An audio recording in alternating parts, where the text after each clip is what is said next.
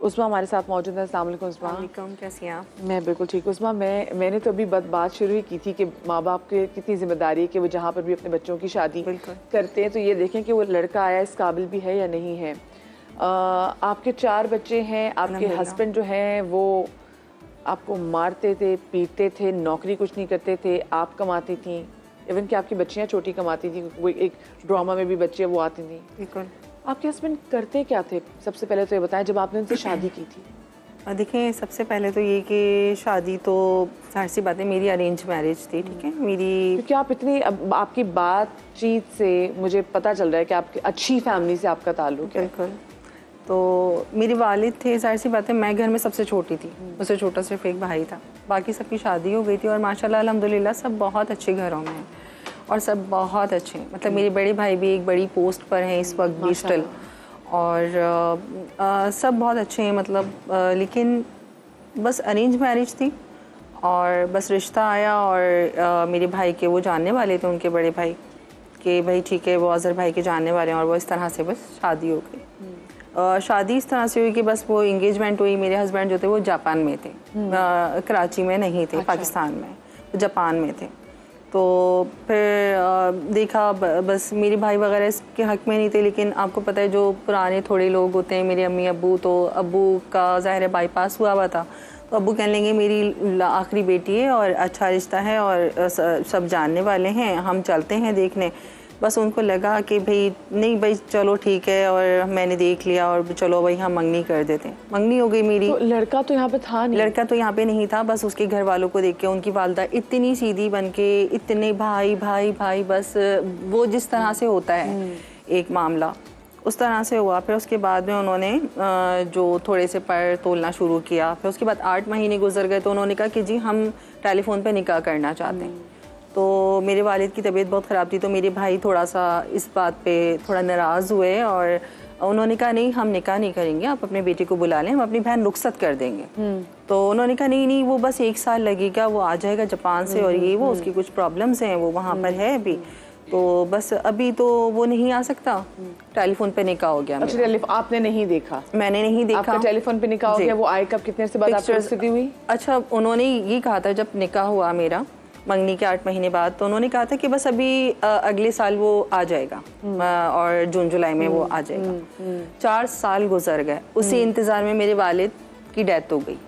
अच्छा, 4 साल आपका निकाह रहा, वो नहीं आए? नहीं आए। तब भी आप लोग के कान खड़े नहीं हुए, क्यों नहीं आए? नहीं, मतलब ये था कि डिवोर्स तक पे नौबत आ गई थी, क्योंकि मेरे हस्बैंड मुझे कुछ भेजना चाहते थे तो मेरे अम्मी अब्बू मना कर देते थे। 4 साल में आपके हस्बैंड ने तब चाहा कि आपको कुछ पैसे भेजें? हाँ, मतलब ये कि वो बिल्कुल लास्ट टाइमिंग्स थी, क्योंकि मेरी सास नहीं चाह रही थी कि वो यहाँ आए, क्योंकि जाहिर सी बात है वो तो एक उनके लिए सोने की चिड़िया थी।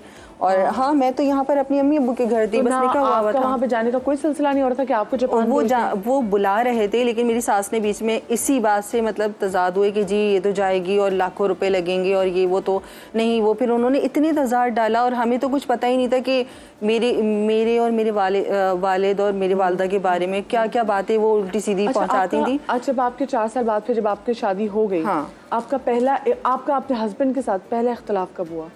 पहला इख्तिलाफ तो, अच्छा जब मेरी शादी हुई तो पहला इख्तिलाफ तो बस क्या था कि बस वो एक छोटी सी बात थी कि वो मुझे सैंडल वलीमे वाले दिन थोड़ी सी बड़ी हो रही थी और मैं थोड़ा डिसबैलेंस हो रही थी, तो मैंने बस उनसे इतना कहा कि क्या मैं अपने बारात वाली सैंडल पहन लूँ, क्योंकि मैं डिसबैलेंस हो रही हूँ, मैं गिर ना जाऊँ कहीं। तो उन्होंने ना मुझे थप्पड़ मार दिया। इतनी सी बात पे? जी, इतनी सी बात पे। और मैं दुल्हन बनी हुई अपने बेडरूम में बैठी हुई थी और मैं पॉलर से तैयार होकर आई, तो उन्होंने मुझे थप्पड़ मारा और बहुत जोर से चीखे। क्या मतलब आपकी वलीमे वाले दिन हुआ? जी बिल्कुल। और मैं बाकायदा मतलब ज़ारो कतार रोई, क्योंकि मैं अपने घर में बहुत नाजों से पली हुई बच्ची थी। तो मुझे तो हुआ कि अल्लाह ये किस तरह से मेरे हाथ पैर कांपने लग गए। मुझे हुआ कि अपने घर, तो मेरी जो है सास आई और उन्होंने यूँ कमर पे हाथ रखे, बड़ा टिपिकल सास बन के, और कि अगर तुमने अपने घर जाकर तुम्हारे घर वालों को खबरदार कोई आंसू बहाया तो फिर हमसे बुरा कोई नहीं होगा। उसके बाद वक्तन फ़वक्तन उन्होंने कहा मैं इसका वो हाल कर दूंगी। मुझे मेरे घर वालों से मेरा ताल्लुक़ मुनक़ता कर दिया। मेरा भाई दरवाजे पर आता था तो उसको जो कहते थे नहीं वो तो सो रही है, वो तो अभी है नहीं, मोबाइल नहीं उनके साथ। बस वो जापान से आए हुए थे, उनको वापस बाहर ही जाना था। उसके बाद फिर वो बाहर जाने के चक्कर में उन्होंने सारा कुछ मेरा जेवर बेच डाला, घर था हमारा बहुत लग्जरी, वो बेच डाला, वो बैठे बैठे खा गए, वो सिर्फ बैठे बैठे खाते थे, उनको बैठ के खाने की आदत हो गई थी। फिर कुछ पैसा था, उनको कोई बंदा मिल गया, उसने कहा मैं तुम्हें बाहर लेकर जाऊंगा तो मुझे इतने पैसे दे दो। उन्होंने जो मेरा रहा सहा जेवर था वो भी बेच दिया, उसको वो भी पैसे दे दिया, वो पैसे लेके भाग गया। फिर उसकी रिपोर्ट हुई है, वो आज तक नहीं मिला। फिर खैर वो बच्चे पैदा हो गए मेरे, सब कुछ हुआ, मरियम थी छोटी सी, सब कुछ था। मतलब मैंने नहीं मारी क्योंकि मेरी सांस रुक गई थी, तो मुझे कार्डियो लेकर गए। तो मेरी मरियम छोटी सी थी, मरियम ने कहा था अब आप मम्मा को हाथ नहीं लगाएंगे। तो वो नफसियाती थे, वो क्यों मारते थे? घर वाले बचाने नहीं आते थे कि वो क्यों अपनी बीवी को इतना? घर वाले मैं उनको बताती भी थी तो वो इतना, क्योंकि वही वाली बात है, थोड़ा सा मैं बस क्या बोलूँ, भाई वगैरह तो जाहिर करना चाहते हैं, लेकिन भाभियाँ जो होती हैं ना वो थोड़ी सी अपने अंदाज में कि नहीं जी हम कितना करेंगे, और फिर कहीं ऐसा ना हो कि इसके 4 बच्चे, ये 4 बच्चे लेके हमारे दर पे ना बैठ जाए।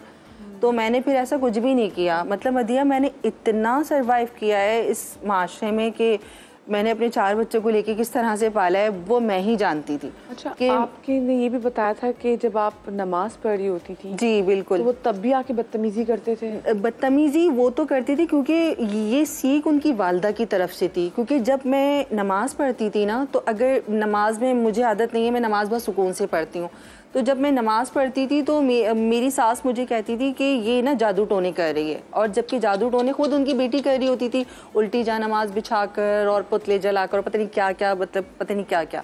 तो वो जो है वो मुझे कहती थी कि अगर मैं कुरान पढ़ रही हूँ, सूरह यासीन पढ़ रही हूँ, तो मुझे कुरान नहीं पढ़ने देती थी, मेरे हाथ से कुरान लेके वो बंद करके रख देती थी कि ये ना जादू टोने कर रही है।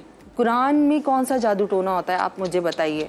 और वही हरकत जब मैं अपने घर से अलग हो गई तो वही हरकत उनका बेटा सेम करता था, कि मतलब लास्ट मोमेंट पे तो उसने वो हाल किया है ना हम लोगों का कि हम छुप छुप के नमाज पढ़ते थे। ऐसी क्या नौबत आ गई? बस वो जा नमाज पे वो यूरिन पास कर देते थे और उसके बाद वो हमें कहते थे, मतलब जहाँ जहाँ जो जो चीज़ें हम लोग बहुत हाइजीन का ख्याल रखते थे, बहुत साफ़ सुथरा हमारे बिस्तरों पे आदमी था जी बहुत ज़्यादा। और अल्लाह उनसे इतना नाराज़ था कि मैं उनसे कहती थी कि आप अपने लिए दुआ कर लें, आप 2 रकात नफिल पढ़ लें। आप ये बताएं, आपने सोचा क्यों नहीं? और मुझे मैं और सोचना भी नहीं चाहती कि एक बंदा वो कहते। और ये बच्चों, आप ये सब चीज़ें आप लोग के सामने हो रही होती थी?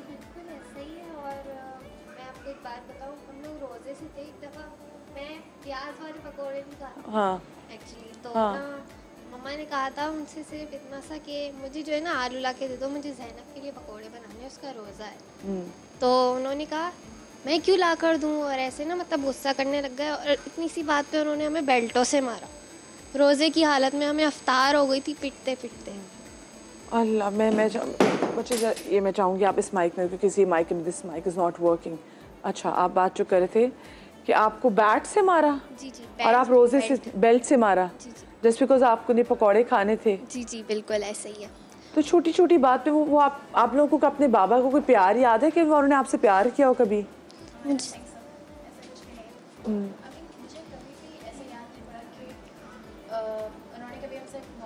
आप ये माइक उनको दे दीजिए, उनकी आवाज़ उसमें नहीं आ रही। हाँ, I mean, कभी मुझे ऐसा याद नहीं पड़ा कि उन्होंने कभी हमसे मोहब्बत से बात की हो, या हमें मुझे ये नहीं पता कि बाबा क्या होता है। I don't know this thing. होते हुए Exactly. I don't even know. He's just like कि I mean, हमेशा मारना, पीटना, रोना धोना, हमेशा हर चीज़ पे टॉर्न करना, किसी चीज़ हर एक चीज़ से रोकना। जस्ट लाइक हम अपने ही घर में कैद थे, जैसा कि हम अपने घर में नहीं हैं, हम शायद किसी कहीं पर बंद हों या फिर शायद कहीं पर कैदी हों। लाइक एक बार मम्मा को बहुत मार रहे थे, वो बहुत ज़्यादा मारा, and I was just like कि दैट्स इनफ, अब नहीं होगा, मुझसे बर्दाश्त नहीं होगा अब। एंड देन उन्होंने मुझे बेल्टों से मारना स्टार्ट कर दिया, लिटरली जूते, हर एक चीज़ जो भी हाथ में आई, जो हाथ में आए, जस्ट बिकॉज़ मैं मम्मा को बचा रही हूँ।